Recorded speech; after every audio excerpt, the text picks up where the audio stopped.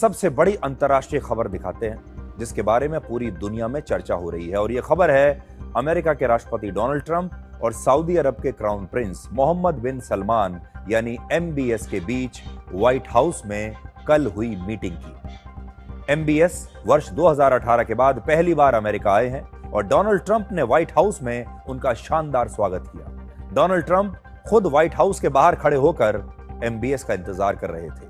White house में जब MBS की कार एंटर की तो कार के सामने अमेरिकी सैनिकों का एक घुड़सवार दस्ता चल रहा था और इस दौरान अमेरिकन मरीन बैंड परफॉर्म कर रहा था। और ठीक उसी समय आसमान में अमेरिका के 6 F-35 फाइटर जेट्स ने MBS के सम्मान में फ्लाई पास्ट किया।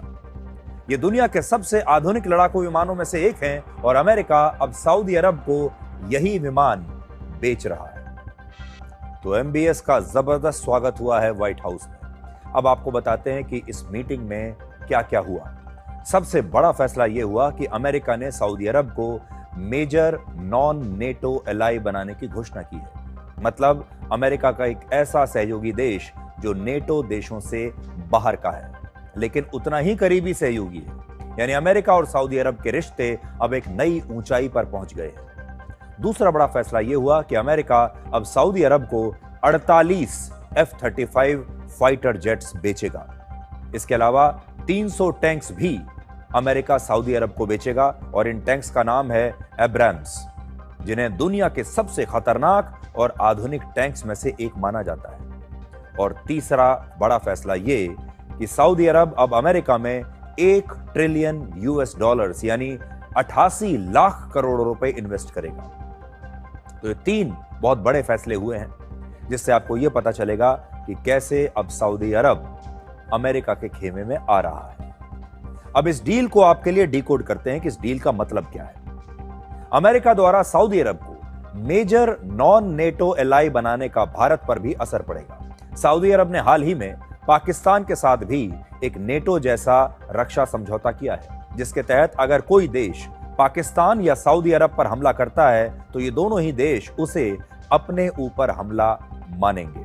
और अब वही सऊदी अरब अमेरिका के साथ भी इतना बड़ा रक्षा समझौता कर रहा है। तो इसलिए ये 2 बड़े रक्षा समझौते उन्होंने किए हैं, एक अमेरिका के साथ, अब वो अमेरिका का सहयोगी देश बन गया है, और दूसरा पाकिस्तान के साथ। यानी सऊदी अरब अब अमेरिका का भी पार्टनर है और पाकिस्तान का भी। हालांकि भारत और सऊदी अरब के जो रिश्ते हैं वो बहुत अच्छे हैं लेकिन ये नई पार्टनरशिप भारत को असहज कर सकती है। और डोनाल्ड ट्रंप ने MBS के सामने खुद ही सऊदी अरब को मेजर नॉन नेटो एलाई बनाने का ऐलान किया। तो ये बहुत बड़ा ऐलान है अमेरिका की तरफ से कि अब सऊदी अरब भी उनका सहयोगी देश बन गया है और दोनों के बीच में यह रक्षा समझौता हुआ है। अमेरिका ने अपने F-35 फाइटर जेट्स खाड़ी देशों में अभी तक सिर्फ एक देश को दिए थे और उस देश का नाम है इजराइल। इजराइल के अलावा किसी को नहीं दिए और इसकी वजह से इस क्षेत्र में इजराइल की एयरफोर्स सबसे ज्यादा ताकतवर बन जाती है क्योंकि उसके पास F-35 हैं और उस क्षेत्र में और किसी के पास F-35 फाइटर जेट्स नहीं है। लेकिन अब इजराइल के ही एक प्रतिद्वंदी देश सऊदी अरब को भी F-35 फाइटर जेट्स मिल जाएंगे जिससे ये जो पावर इक्वेशन है इसमें बहुत हद तक बदलाव आ जाएगा। दिलचस्प बात यह है कि अमेरिका ने इजराइल को 45 F-35 फाइटर जेट्स दिए थे और सऊदी अरब इससे 3 ज्यादा 48 F-35 फाइटर जेट्स खरीद रहा है और जब इनकी डिलीवरी हो जाएगी तो फिर उसके पास 48 F-35 जेट्स होंगे।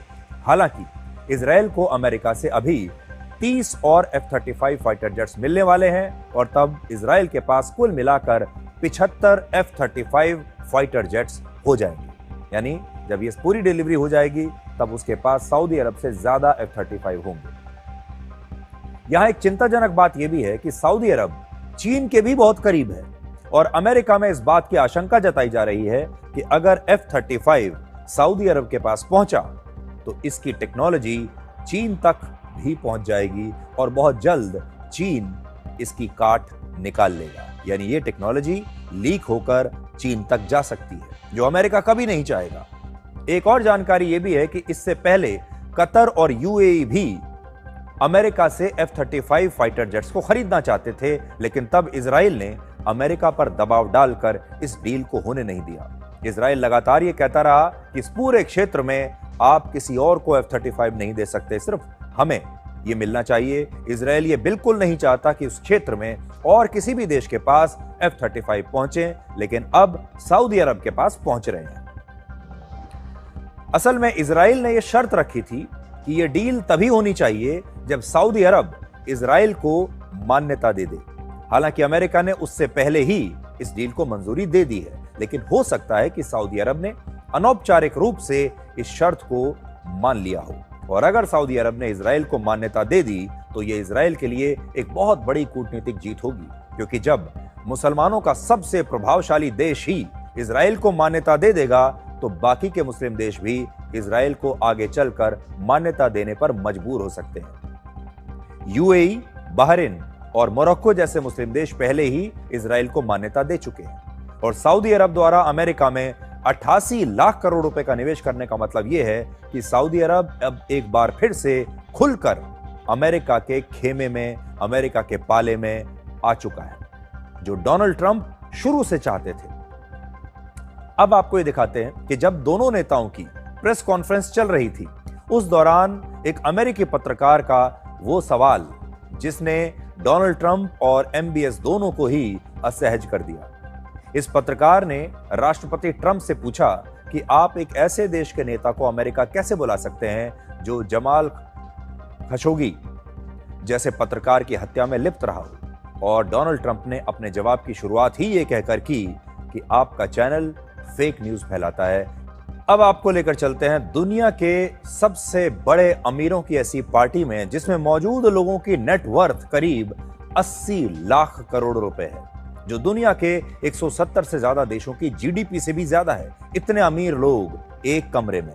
यह पार्टी व्हाइट हाउस में MBS के सम्मान में रखी गई थी, जिसमें टेस्ला और SpaceX के संस्थापक इलॉन मस्क, एप्पल के CEO Tim Cook, semiconductor chip बनाने वाली दुनिया की सबसे बड़ी कंपनी एनवीडिया के CEO जेनसेन हुआंग, मशहूर फुटबॉल खिलाड़ी क्रिस्टियानो रोनाल्डो और प्रसिद्ध टेक कंपनी सेल्सफोर्स के CEO मार्क बेनियोफ भी शामिल थे। इन लोगों के साथ खुद डोनाल्ड ट्रंप शामिल हुए, जो अमेरिका के राष्ट्रपति और खुद भी बहुत बड़े उद्योगपति हैं। और MBS को खाड़ी देशों का सबसे ताकतवर शासक कहा जाता है। और ये वो लोग हैं जो आज दुनिया में टेक्नोलॉजी, इकोनॉमी और जियोपॉलिटिक्स पर बड़े बड़े फैसले लेते हैं, सबसे बड़े इन्फ्लुएंसर्स हैं। सबसे पहले आप इस शानदार पार्टी की तस्वीरें देखिए जो डोनाल्ड ट्रंप ने और उनके परिवार ने, यानी राष्ट्रपति और फर्स्ट लेडी ने MBS के सम्मान में ये डिनर रखा था।